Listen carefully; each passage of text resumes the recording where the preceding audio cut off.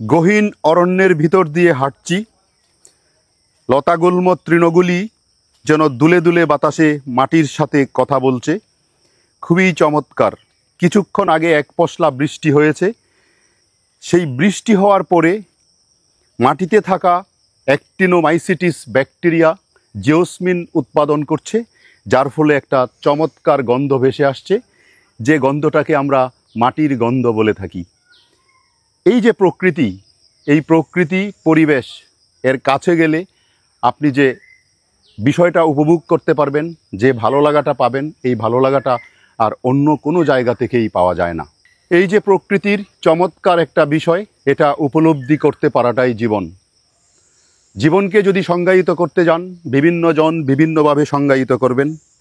তবে আমার মতে একটা প্রকৃতির কাছে যে প্রকৃতিতে কিভাবে একটা ফুল ফুটছে, কিভাবে একটা পাতা ধীরে ধীরে বড় হচ্ছে, একটা পাতার মধ্যে বৃষ্টির জল পড়ে কিভাবে পাতাটা নড়ছে, এটা দেখতে পারাটা, এটা উপভোগ করতে পারাটা জীবনের সার্থকতা বলে আমি মনে করি। আপনারা হয়তো অনেকেই জীবনের সার্থকতাকে ভিন্নজন ভিন্নভাবে সংজ্ঞায়িত করবেন, ব্যাখ্যা করবেন। এটা জনে জনে পার্থক্য হতে পারে। হঠাৎ করে দেখা যায় এই যে মাছরাঙা পাখিটা ঝুপ করে জল থেকে একটা মাছ ধরে এনে বসে বসে খাচ্ছে, এইটা দেখাটা কি যে চমৎকার, কি যে ভালো লাগা। এটা যদি কেউ একবার নিবিড়ভাবে পর্যবেক্ষণ করেন তাহলেই বুঝতে পারবেন। বুলবুলি পাখিটা গাছে বসে বসে কি যেন ভাবছে, তার পাশে এসে আরেকজন বসলো, বসার পরে দুজনে মিলে কি যেন বলছে এ দেখো দেখো মানুষটা কি যেন বলছে, হয়তো আমাদেরকে নিয়ে কিছু বলছে। যদিও পাখির ভাষা আপনি বুঝবেন না, কিন্তু তাদের আচার আচরণে আপনি ঠিকই বুঝে যাবেন যে পাখিটা আপনাকে নিয়ে কিছু বলছে। এই যে ভালো লাগাটা, এই ভালো লাগাটা উপলব্ধি করতে হলে এই প্রকৃতি এবং জঙ্গলে যেতে হবে। আদারওয়াইজ আপনি এই ভালো লাগাটা, এই যে ভালোবাসাটা কখনো আপনার মধ্যে জন্ম নেবে না। এই যে শোনেন, দূর থেকে একটা পাখি গাছের ডালে বসে বসে ডাকছে, গান করছে। সে হয়তো তার সঙ্গীকে অথবা সঙ্গিনীকে ডাকছে। সে তার ভাষায় কি যেন একটা বলছে, হয়তো বা তার সঙ্গিনীকে বলছে তুমি কোথায়, তাড়াতাড়ি চলে এসো। আপনি যদি তার ভাষা বুঝতে যান, আপনি যদি একটু সিরিয়াসলি চিন্তা করেন, তাহলে দেখবেন যে আপনি যা ভাবছেন, হয়তো বা পাখিটা গাছের ডালে বসে তার সঙ্গী অথবা সঙ্গিনীর জন্য সেই রকম একটা বার্তাই পৌঁছে দিচ্ছে। অথবা পাখিটা আজকে সারাদিন তার ভোর হওয়ার সাথে সাথে ঘুম ভাঙার পরে সে বেশ ভালো খাবার পেয়েছে, খাবারটা ভালো পাওয়ার পরে সে মনের আনন্দে বসে এমনিতেই গান করছে। এইগুলা যদি আপনি একটু উপভোগ করেন তাহলে দেখবেন জীবনের সার্থকতা খুঁজে পাবেন। জঙ্গলের ভিতর দিয়ে হাঁটতে থাকবেন, হঠাৎ করে দেখবেন বেশ কিছু পিঁপড়া লাইন বেঁধে চলে যাচ্ছে। এই যে পিঁপড়ার ডিসিপ্লিন, যে ডিসিপ্লিনে সে চলছে, সেই ডিসিপ্লিনের মধ্যে যে লাইনটাতে চলছে, এই লাইনের মধ্যে পিঁপড়া ধীরে ধীরে ধীরলয়ে এগিয়ে যাচ্ছে।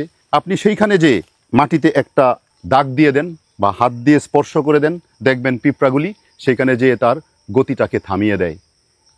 কত চমৎকার! সে বুঝতে পারে যে এখানে কিছু একটা ঘটেছে, হয়তো তার বিপদ হতে পারে, এই জন্য সে সামনে আর এগিয়ে যায় না।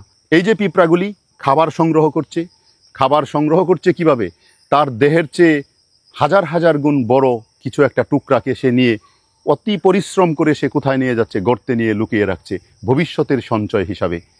এই যে একটা বিষয়, এই বিষয়টা যদি আপনি ভালোভাবে অবলোকন করেন তাহলে আপনার জীবনের সাথে, আপনার বেঁচে থাকার সাথে একটা চমৎকার কোরিলেট করতে পারবেন। আপনিও হয়তো আপনার ভবিষ্যতের জন্য কিছু সঞ্চয় করে রাখেন, ভবিষ্যতের জন্য খাবার সঞ্চয় করে রাখেন। পিঁপড়া দেখেন কি চমৎকার করে খাবার সঞ্চয় করছে। এই যে বিষয়টা, এই বিষয়টা সত্যিই জীবনকে উপলব্ধি করতে শেখায়।